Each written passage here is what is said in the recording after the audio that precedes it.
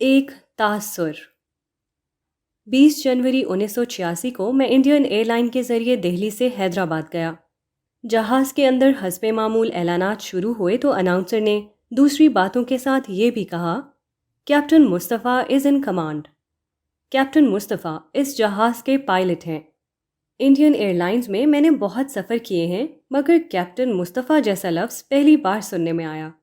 یہ اس بات کی علامت ہے کہ مسلمان اب دیگر اعلیٰ سروسز کے علاوہ اس ملک کی ہوائی سروسز میں بھی داخل ہونا شروع ہو گئے ہیں۔ وہ اپنے پچھڑے پن کو ختم کر کے تیزی سے آگے کی طرف بڑھ رہے ہیں۔ ہندوستان کے مسلم لیڈر ہمیشہ اپنی قوم کے نوجوانوں کے بارے میں نکالے جانے کی خبریں دنیا کو سناتے ہیں، مگر یہ سراسر ناانصافی ہے۔ ان کو چاہیے کہ اسی کے ساتھ داخل کیے جانے کی خبریں بھی وہ دنیا کو سنائیں تاکہ لوگوں کو تصویر کا دوسرا رخ بھی معلوم ہو سکے۔ مسلم قائدین کا یہ عمل یقینی طور پر غیر منصفانہ عمل ہے، اور غیر منصفانہ عمل کے لیے اس دنیا میں بربادی کے سوا کچھ اور مقدر نہیں۔ میں مانتا ہوں کہ اس ملک میں اگر ایسے واقعات ہیں کہ ایک مصطفیٰ کو سروس میں لیا گیا ہے، تو اسی کے ساتھ ایسا واقعہ بھی موجود ہے کہ کسی مصطفیٰ کو سروس میں نہیں لیا گیا۔ مگر مجھے جس چیز سے اختلاف ہے وہ یہ کہ اس کو تعصب اور امتیاز قرار دیا جائے۔ یہ دراصل زندگی کی ایک حقیقت ہے، نہ کہ تعصب اور امتیاز۔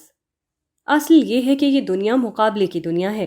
یہاں لازماً یہ ہونا ہے کہ افراد اور قوموں کے درمیان دوڑ جاری رہے، اور پھر کوئی آگے بڑھے اور کوئی پیچھے رہ جائے۔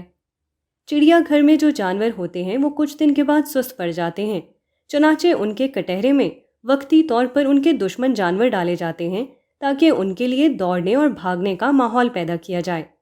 یہ قدرت کا اصول ہے، اور مقابلہ اور مسابقت کے اسی اصول میں زندگی کا راز چھپا ہے۔